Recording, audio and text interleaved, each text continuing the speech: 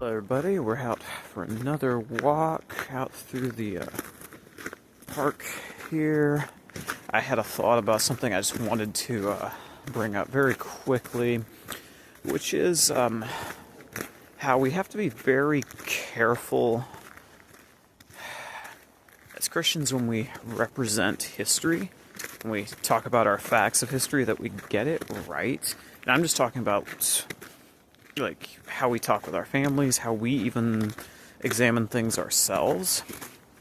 So I have a bit of a sort of cautionary tale on that. So one thing I was thinking of was some of the crazier stuff I see in some of the like Christian media, certain things like some maybe the kind of the independent fundamentalist Baptist type stuff. You'll see some of that where they'll go and talk about history. And it'll take on this, like, certain rabid approach to kind of like everything, like, for example, everything that the Catholics ever did was always evil. Everything that the independent fundamentalist Baptists ever did was always good. No one ever did anything wrong. Things like that. And I guess my cautionary tale with that would be, so I knew a family where they were Presbyterian, good Reformed church and all that, but they had the husband had grown up. It was a young couple actually, but the husband had grown up Catholic. Then he had gone off, become Protestant by kind of digging into theology, became convicted that Catholicism was wrong, all these kinds of things. He meets this nice young lady who had grown up Pentecostal. They meet, get together, they start looking into Reformed theology, they end up going Presbyterian. And then they get married in the Presbyterian church, all that, everything's great. Anyway, so they were married for a few years, everything was fine. And then, eventually some family stuff came along. I think it was sort of connected to family stuff. I wasn't very close to them, my wife was, but he started kind of having some pull back towards the Catholic Church. And, full disclaimer, I don't even think the Catholic Church is a true church. I think this is important, And so, my wife tried to talk to his wife. They were friends. I wasn't really friends with him. I just kind of knew them. But, so we were concerned. My wife was concerned. And there's some talking back and forth. But the thing that was important, though, was how the church kind of handled this. Now, I'll caveat this with, all of this was kind of secondhand from different people. So there's always that kind of he said, she said. And I'm not trying to say that anyone had bad motives here or whatever, but some of the people, maybe one of the elders in the church, his wife and all, they discussed it with him, and I think they kind of reacted badly to hearing that he was thinking about this and all. And I think I got the impression that basically what happens, there's a lot of this kind of, well, the Catholics believe in this, they believe in this, and they start kind of painting this terrifying picture, or trying to, at least this is the impression I got, of, what the Catholics believe, how they are, and all this other stuff. And I'll be honest, I noticed that, honestly, after they reacted, or at least I got the impression that it seemed like they went further into Catholicism. They ended up full-blown leaving and going, and, I feel very bad about this, but they ended up leaving and going to the Catholic Church. Now, at the same time, I can't shake the feeling that part of the issue was that they were being told, or at least the husband was being told, as someone who grew up Catholic, what they believe and how terrifying it is and this, that, and the other, this sort of take on Catholic history and how they are and all. And his reaction was kind of, I know that's not true. I know how I grew up. I know that they're not demons with horns coming out of their heads, etc., etc. And so I think it honestly undercut a whole lot of the process, because Protestant stereotyping was inaccurate. It wasn't level-headed and balanced. And so when you give it to somebody and they have any external knowledge, they just kind of look and go, whoa, I now don't trust you because what you're saying is not even and balanced and actually really reliable. I see this a lot out there, actually.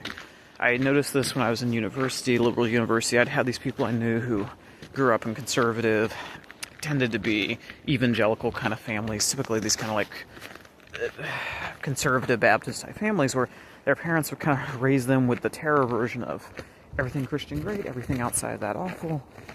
And it wasn't balanced, it wasn't factual.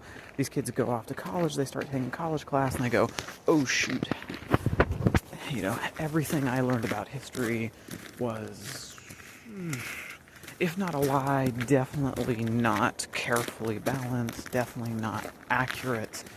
And so then it causes this crisis of, oh my goodness, what do I do with this?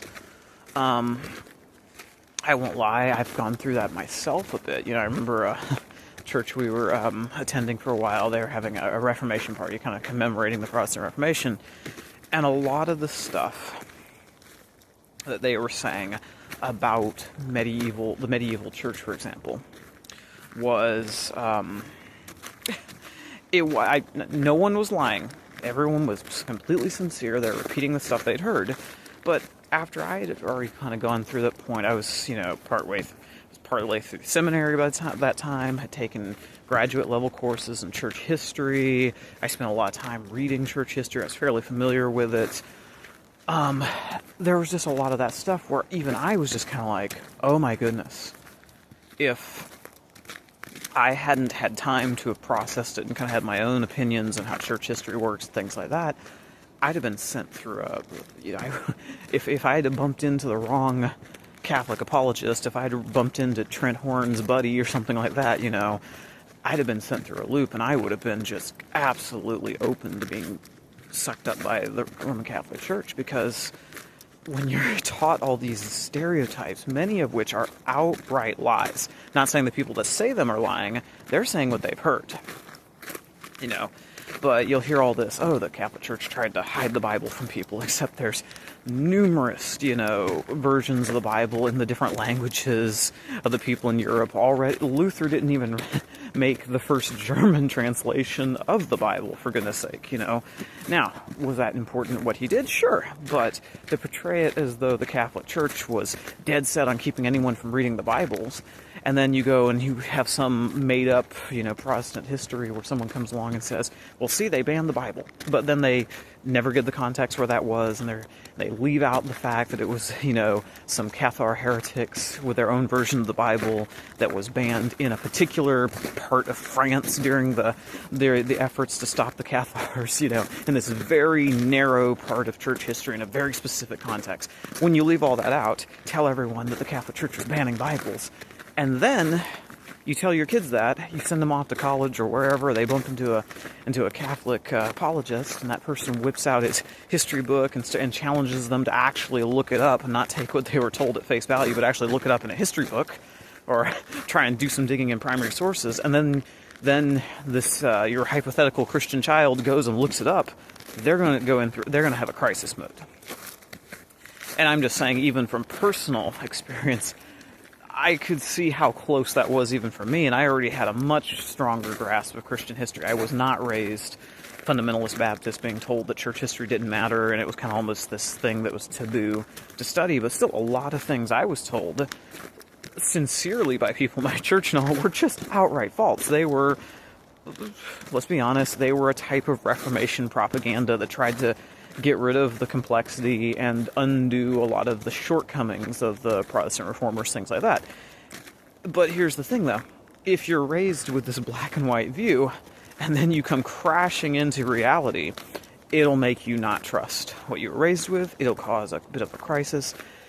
I have a personal friend, I'm going to be honest. He was reformed. He's now not at all reformed. I know a big part of it was kind of digging into some of the church history type stuff and then kind of having this same crisis I'm talking about. And so it's a thing where as Christians we have a responsibility to learn our own history, get it right, and then also just be careful. Don't just go and repeat sort of a propaganda line. It needs to be accurate, It turns out, lo and behold, if you spend the time to go read your church history, read the church fathers, things like that, you'll find there is an actual rich history there, and in many ways, well, no, not just in many ways, just is objectively far superior to any sanitized, propagandized version that has ever been created, right? It is the true history of our spiritual ancestry. And it's better because it's true.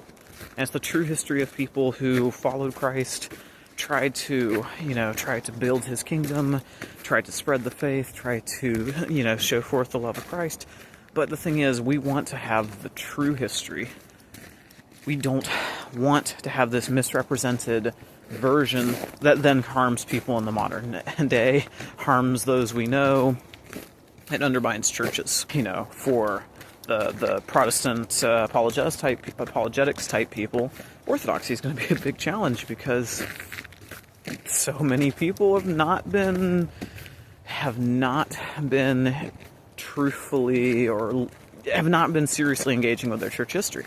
So when you run up against people who have any inkling of church history, it'll be a challenge for the next generation of up and coming want-to-be James White types. It just is. And so all around, and this being said, all around, if you're Orthodox or Protestant, if you're Calvinist or Arminian, you're going to benefit from studying your history. You're going to benefit from knowing how Christ's kingdom has grown through the generations, how God has worked in history. So all that's my giant plug for learn the history and be careful about it. It'll bless you. It'll bless every believer. Anyway, that's my thoughts. Finishing up here, finally at the edge of the park, seeing buildings again. Felt like I was off in the wilderness for a little bit there, but I'm finally seeing buildings, so I'm going to sign off.